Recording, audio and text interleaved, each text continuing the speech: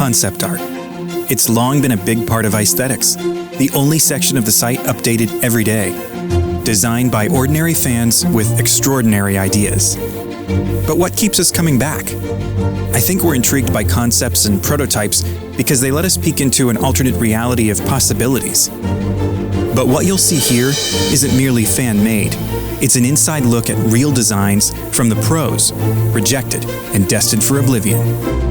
Until now. Over the years, I've collected countless examples, hidden gems, stashed in a portfolio, uncovered in an interview, even offered up in a fleeting eBay listing. All on display right now, as Aesthetics presents NHL Prototypes, What Might Have Been.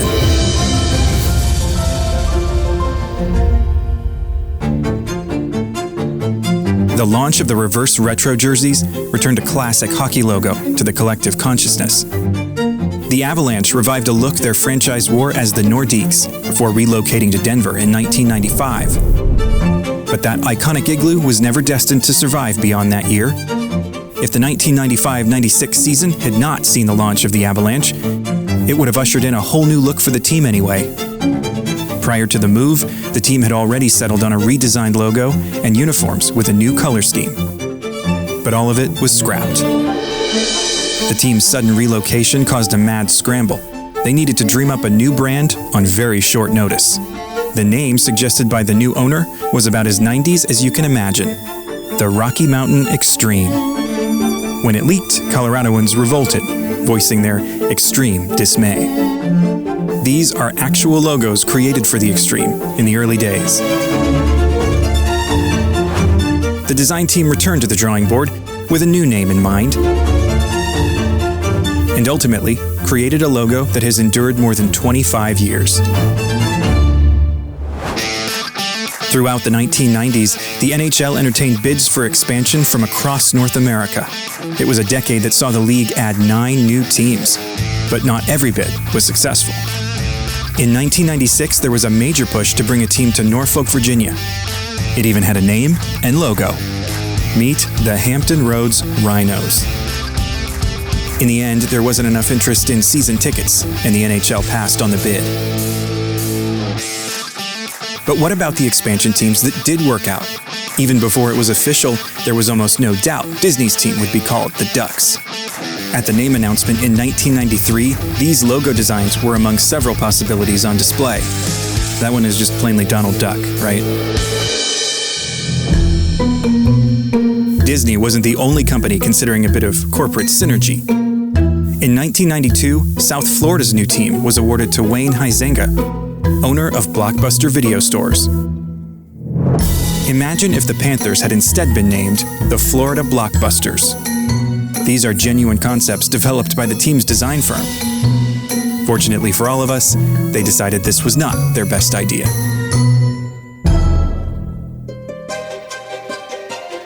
Most of the time, these unused designs are best left in the past. But once in a while, they're worth a second look, as was the case for the St. Louis Blues. When the team was first announced back in 1966, these prototype jerseys were created, but the players never actually wore them. That all changed 50 years later. As part of the festivities surrounding the 2017 Winter Classic, the Blues held a team skills competition in which the players finally did get to wear them. When a franchise is sold, it's not uncommon to see the new owner put their own stamp on things. A new era in management can often usher in a new era in branding. That was the case in 1991 for the Pittsburgh Penguins. New owner Howard Baldwin hired an agency who came up with numerous logo and uniform concepts. Dozens of designs were rejected before the team landed on this one, which itself was rejected a decade later. When Mario Lemieux bought the team, he brought back the original skating penguin. Speaking of superstar owners with traditional taste, Wayne Gretzky led the charge for a rebrand of his Phoenix Coyotes. He nudged the team's identity away from Kachina art and toward something a bit more conservative.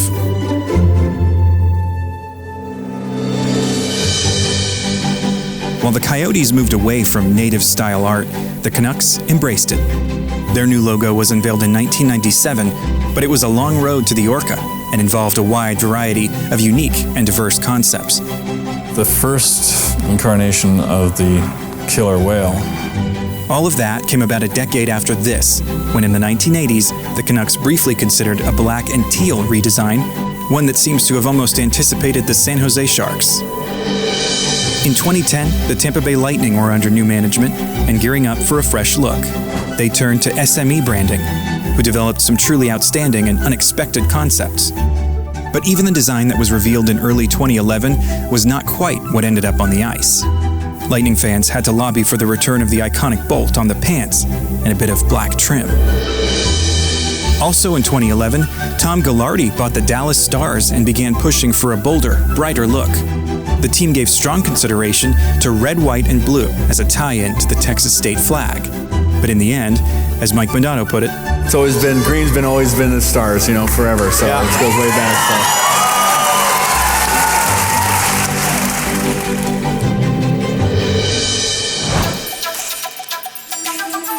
Following the lockout in 2005, the NHL entered a deal that made Reebok the exclusive provider of team jerseys. They introduced new fabrics and a more form-fitting shape. Reebok produced countless prototypes destined for the trash heap of history, but a few survived.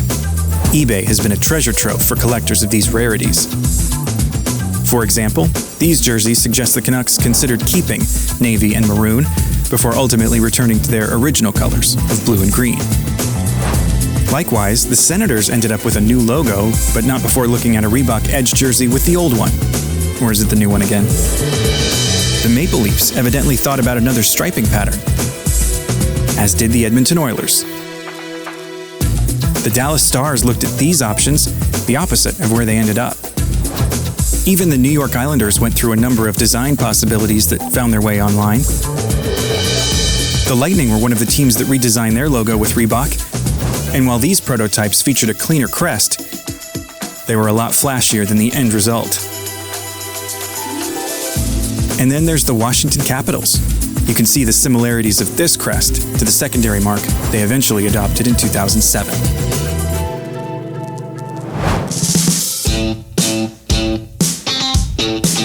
An alternate uniform gives teams the chance to stretch their identity and showcase a different look. When the NHL launched its third jersey program in 1996, the Blues were slated to wear this infamous design before head coach Mike Keenan said, "No way." The sweater was memorialized in Note by Note, a book commemorating the team's 35th anniversary.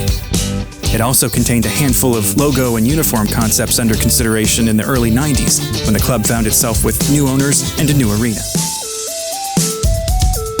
Around the same time, the Penguins considered these elaborate third jersey ideas from their design firm. Across the state, another agency pitched these designs to the Philadelphia Flyers. When the Phoenix Coyotes launched their alternate in 2008, they actually showed off a handful of unused designs.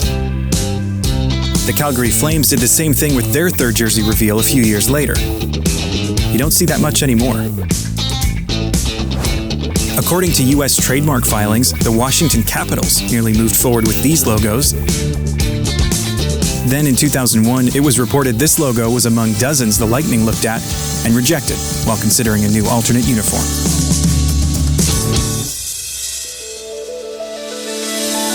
For every concept or prototype that finds its way online, there are hundreds more that will never see the light of day. And there are still many more I haven't had the time to show here, so keep an eye out for part 2. And thanks for watching. If you enjoyed this video and want me to keep making them, the like and subscribe buttons do go a long way. That's all for now. See you next time.